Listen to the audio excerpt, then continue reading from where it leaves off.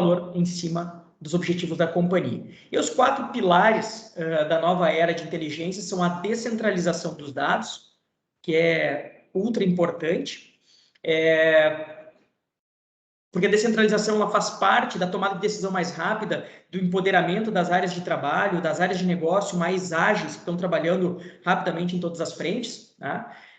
A cultura ágil, porque dados mais rápidos, dados em tempo real, de maior qualidade, me levam a tomar decisões mais rápidas, mas se eu não tiver ações rápidas em cima das decisões, não adianta nada. Então, é importante a gente sempre conectar a tomada de decisão baseada em dados, com ações práticas que vão trazer resultado para a companhia.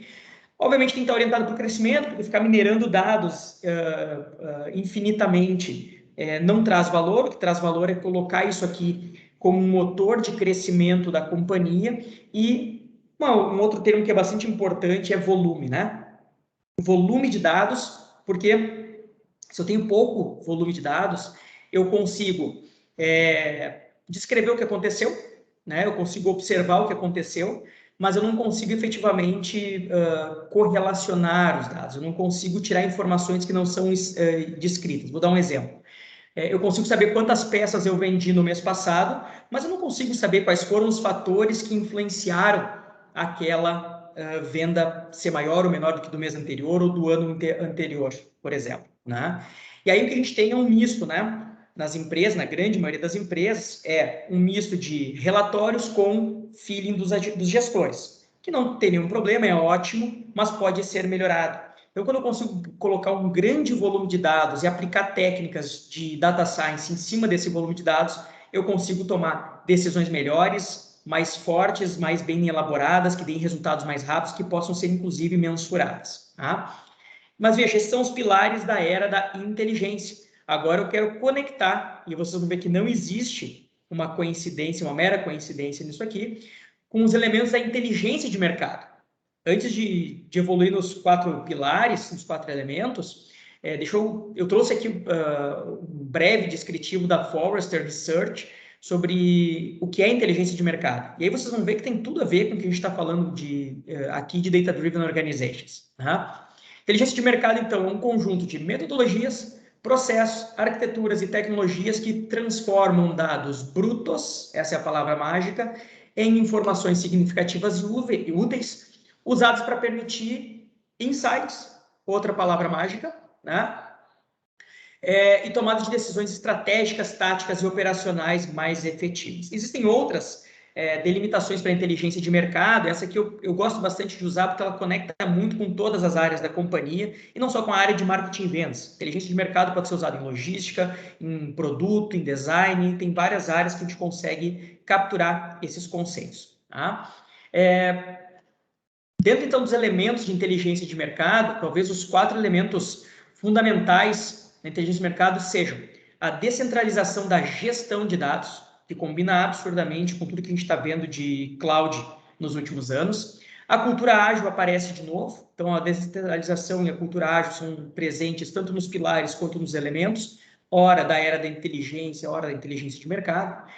O Big Data está presente também, porque volumes de dados são fundamentais, e aí surge aqui na inteligência de mercado um elemento que ele está escondidinho ali em ciência de dados, que é o cruzamento de dados.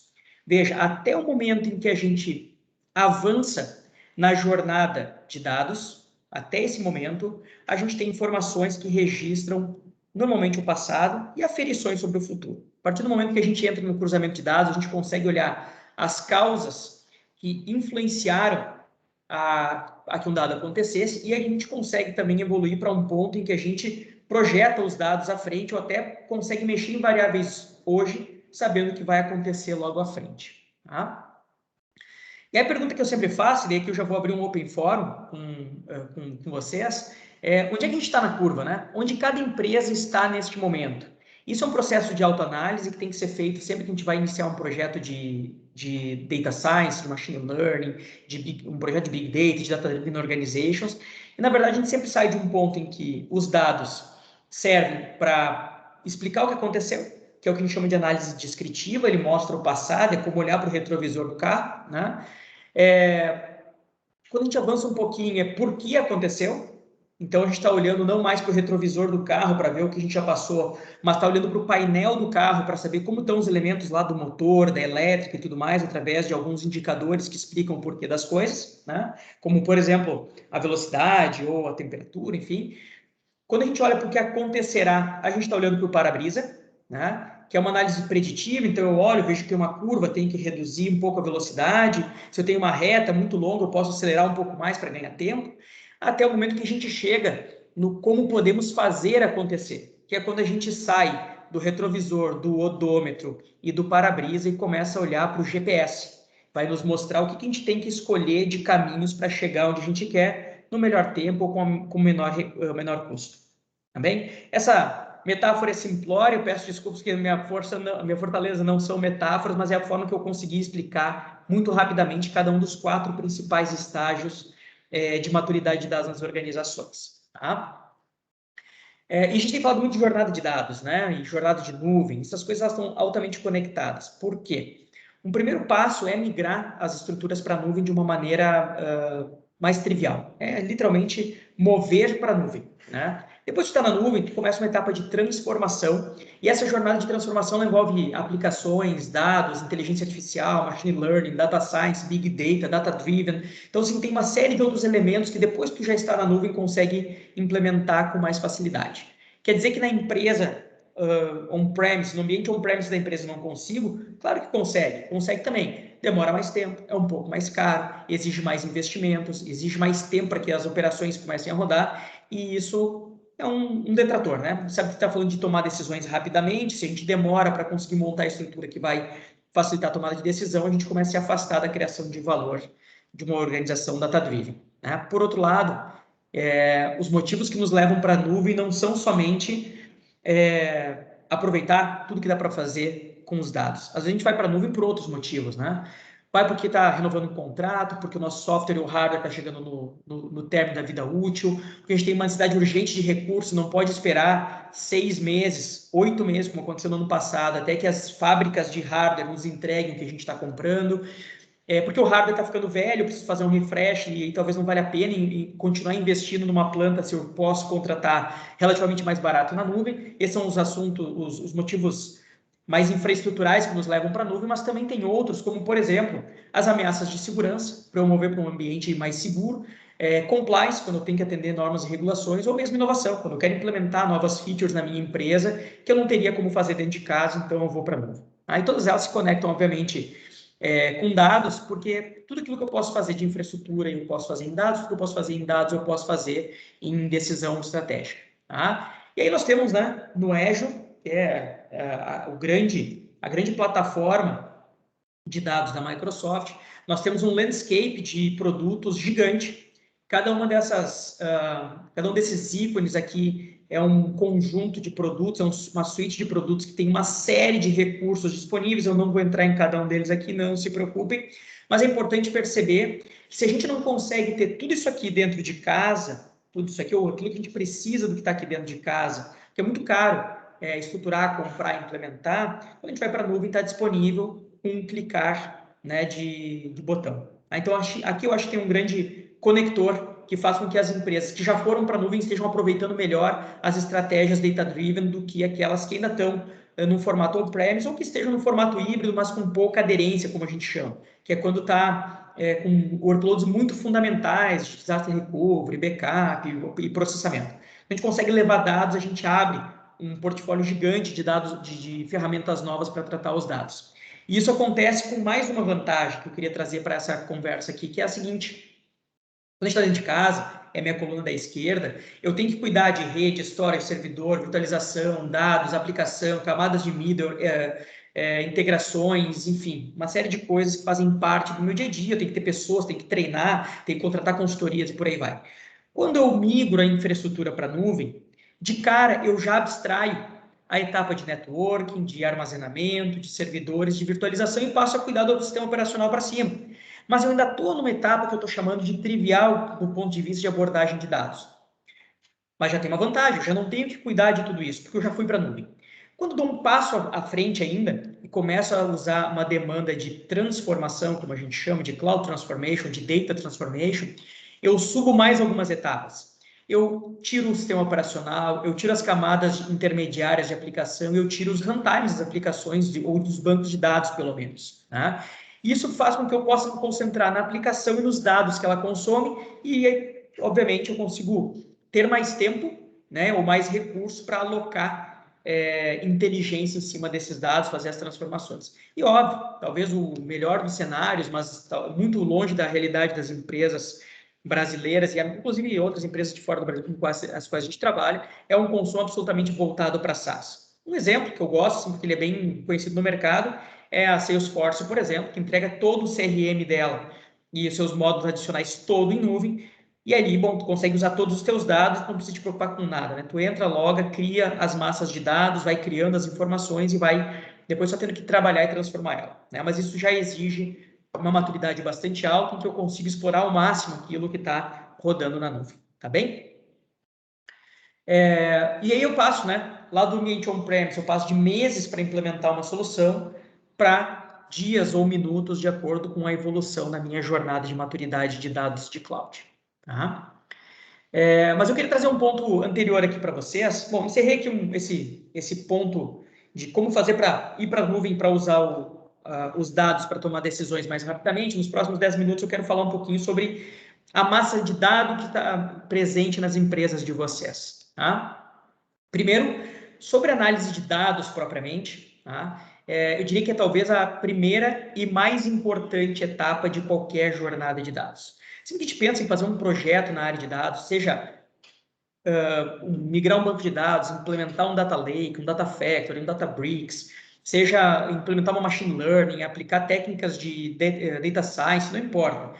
Eu sempre vou partir da massa de dados disponível. Esses dados dizem a realidade do que eu tenho naquele momento, podem ser enriquecidos com fontes externas, existem técnicas para a gente fazer isso, e podem, inclusive, ser extrapolados e normalizados para que eles representem mais do que somente pequenas porções que eu tenho. A etapa de análise de dados é tão importante que muitas vezes a gente faz a etapa de análise de dados e a gente já diz se o processo é viável ou não para um processo de Data-Driven Organization. Por quê? Eu vou dar alguns exemplos. Tá? A empresa tem 20 anos de dados armazenados num ERP. Isso quer dizer que ela consegue tomar decisões para o futuro, fazendo um projeto de data-driven? Talvez sim, talvez não. Depende se esses dados foram preparados para trazerem elementos que eu consigo capturar. Vou dar um exemplo. Se eu tenho número de peças vendidas, né, ao longo dos meses, tá ótimo. Eu consigo até fazer uma pequena projeção, fazer uma estimativa, baseada às vezes no feeling, algumas variáveis externas e tudo mais. Agora, quando eu tenho o número de peças vendidas, né, conectado com as campanhas que eu executei, conectado com variáveis econômicas externas, conectado com outras informações que podem ser trazidas através de dados endógenos ou exógenos, de dados que eu tenho no CRM, por exemplo, ou dados que eu compro de uma massa de dados externa, de uma empresa especializada em processo de enriquecimento de dados, bom, aí eu consigo dar passos diferentes. A gente gosta de fazer uma coisa muito legal quando vai iniciar um processo de data-driven, que é faz análise de dados para entender o que faz sentido e o que não faz, depois faz uma prova de conceito, que é um projeto pequenininho, assim, menor escala, para conseguir, com pouco investimento e com pouco tempo, saber onde dá para chegar com aqueles dados. E aí, com isso, sim, a gente ajusta as velas e bota força total na direção que a companhia deseja. Depois de terminar essa etapa da prova de conceito, bota um piloto em produção, bota para rodar e segue a ampliação do uso até o término do tempo, então. Tá? Ali eu peguei aquele mesmo processo, né? Vocês vão ver assim, são 4 etapas, primeira, segunda, terceira etapa e uma opcional. Elas estão presentes aqui com maior detalhamento. Então, a primeira etapa, que é o início do projeto, vai desde a análise dos dados, artefatos, inputs formais e não formais do processo, até propor alternativas de digitalização do processo analisado. Quando eu vou para a segunda etapa, que eu estou chamando aqui de prova de conceito, né, eu faço efetivamente uma imersão em data science, a proposição do modelo de dados, algoritmos e visões de dados que são disponíveis e necessários para fazer o estudo que eu espero fazer, e aí o desenvolvimento de visões aplicáveis que podem servir para a área de negócio. Então, tem o primeiro truque. Já na etapa de prova de conceito, a área de negócio já está sendo abastecida com dados em tempo real, de alta qualidade, enriquecidos e por aí vai. Quando eu vou para o piloto em tempo real, eu expando isso para toda a organização em todas as suas áreas, integro com outras ferramentas e boto a rodar no modo tradicional. E aí, quando eu vou, então, para o fim do projeto, eu decido se eu quero retomar esse processo lá do início, refazer com outras variáveis, com outras propostas, ou se eu já estou num ponto que me agrada, aquele projeto está ótimo, pode ser encerrado a partir dali. Tá? Agora eu quero trazer um olhar, nesses minutinhos que nos sobram, sobre um caso real. Esse é um caso real que aconteceu conosco aqui, dentre tantos eu escolhi esse porque eu acho que ele é bem fácil de abstrair para todas as outras empresas. A gente olhou dentro de um projeto de Data Driven para as bases de uma empresa, para basicamente 4 grandes variáveis: volume de dados, a qualidade deles, as regras de negócio e o correlacionamento de dados. E eu estou trazendo isso aqui para vocês entenderem como a gente começou o trabalho que a gente fez e como ele terminou depois, tá? Bom, a gente olhou para essas 4 variáveis, isso aqui foi a nossa etapa de assessment, levou 30 dias para ser feita praticamente, né? E aí nós entendemos que cada uma dessas variáveis tinha características e tinha pormenores, né? Então, desde perceber que os dados intermediários não eram registrados ou que o volume de dados não era suficiente para aprender de forma automática através do machine learning, mas sim com outras técnicas, até entender que deveria trazer outras equipes para dentro do projeto de Data Driven, porque esses dados afetavam aquela área e vice-versa, né? A própria qualidade de dados, então, a gente percebeu que os dados não eram tão organizados quanto deveriam, não estavam normalizados, e que os dados eram conhecidos, mas não eram qualificados, o que era um processo importante para implementar, que era um projeto de machine learning na área de produção. Tá? E aí, por fim, dentro da área de correlacionamento, que é onde fica o grande trabalho de data science e machine learning, a gente percebeu que os dados permitiam correlacionamento. Esse foi o primeiro check-in positivo aqui que nos incentivou a dar os próximos passos. Esse projeto foi executado até o final. A variação de matéria-prima de diferentes fornecedores era um ponto do negócio que veio para ser tratado na correlação de dados. A variação de matéria-prima interferia no resultado, então era importante considerar ela, isso não estava visto desde o início do acesso, isso foi ser visto depois. E que os dados internos, os dados externos, aquelas formulações químicas que eram utilizadas, eles podiam ser correlacionados e davam um resultado final lá na nossa etapa. O que a gente fez até aqui nesses primeiros 30 dias? Só isso. A gente minerou dados, a gente estudou dados e regras de negócio para saber como abastecer ela com dados em tempo real, com dados de maior qualidade. Tá? E aí nós montamos um projeto em 3 grandes blocos para esse cliente. Veja que os verdinhos são os mesmos itens que eu tinha apresentado antes. Tá?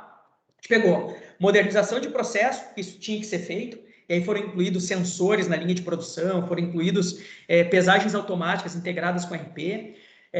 A implantação de uma cultura data-driven, onde a gente pegou as pessoas do time e preparou elas para trabalhar com dados e montou uma central de informação onde toda a organização podia consumir aqueles dados em tempo real, qualificados, com feedback e com alto poder de tomada de decisão. Tá? E essas são as relações que se formaram, então. Né? Daquele volume de dados, a gente abastecia a modernização de processos, que também era abastecida pelas regras de negócio e que também abastecia a cultura data-driven. O correlacionamento de dados abastecia a cultura data-driven, aquele time que a gente montou para trabalhar, e a central de informação, porque era onde eles eram consumidos. E a qualidade de dados estava presente tanto no data-driven quanto na central de informação, como forma de manter aquilo evoluindo com baixo custo no longo tempo. Tá?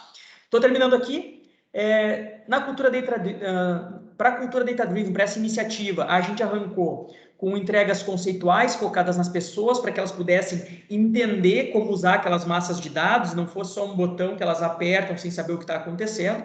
E tivemos workshops data-driven para decisores de negócio, para a área técnica operacional, criamos uma equipe data-driven, que eram pessoas que estavam alocadas em outras áreas, mas também trabalhavam nesse comitê, que eram Key Users e Analytic Translators. Analytic Translators eram pessoas que conheciam a área de negócio e foram treinadas para explicar o que aqueles dados de negócio queriam dizer na camada de dados. E ainda fez a cocriação de novos fluxos de coleta e armazenamento de dados. E, por fim, na central de informação, que era o grande objetivo de chegada, né, a gente desenvolveu uma forma de priorizar os problemas-alvo e avaliar a viabilidade técnica de execução, definir critérios internos de qualificação de dados, mapear os recursos disponíveis viáveis para uso com algoritmos de machine learning e data science e construir novos fluxos de coleta e armazenamento de dados que pudessem retroalimentar aquela estrutura que já existia para que a gente não tivesse, daqui a 2 anos, que refazer todo esse trabalho.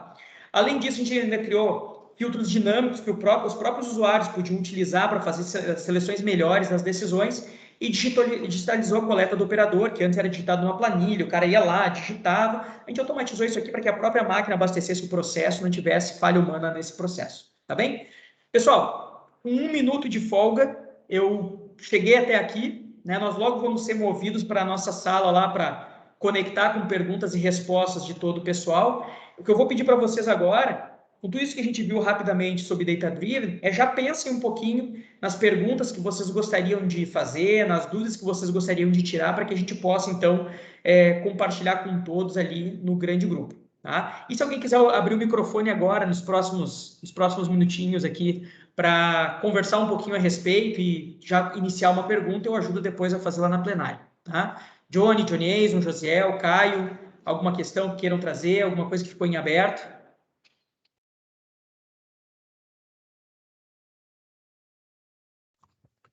Rodrigo, da minha parte, não, foi muito boa a tua apresentação, mas não surgiu nenhuma dúvida específica, tá bom?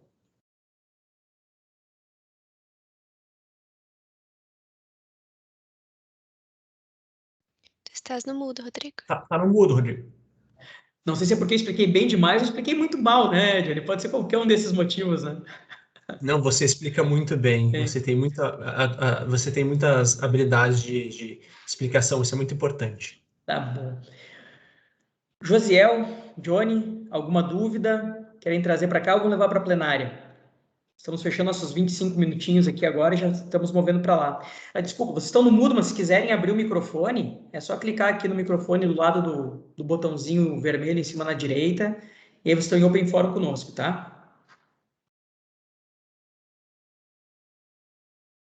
Se quiserem colocar no chat também uma questão, tá super tranquilo. Ah, a Johnny está digitando aqui, legal. Deixa eu tirar a segunda tela.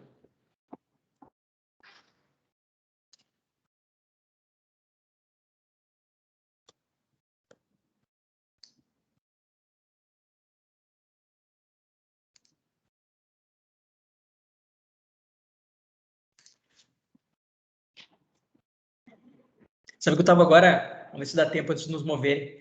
Eu estava agora, muito conteúdo, bem explicado, sem dúvida por enquanto, ajuda muito a esclarecer os conceitos em relação com a prática e mercado de trabalho. Legal, Johnny. Sabe que eu estava conversando agora, logo antes de entrar aqui na nossa live, eu estava conversando com, 10 segundos, com um cliente nosso, mas eu termino de contar lá na plenária, então. Basicamente, eles estão com um processo gigante para acontecer, bem orientado para isso que a gente está falando aqui. Mas eu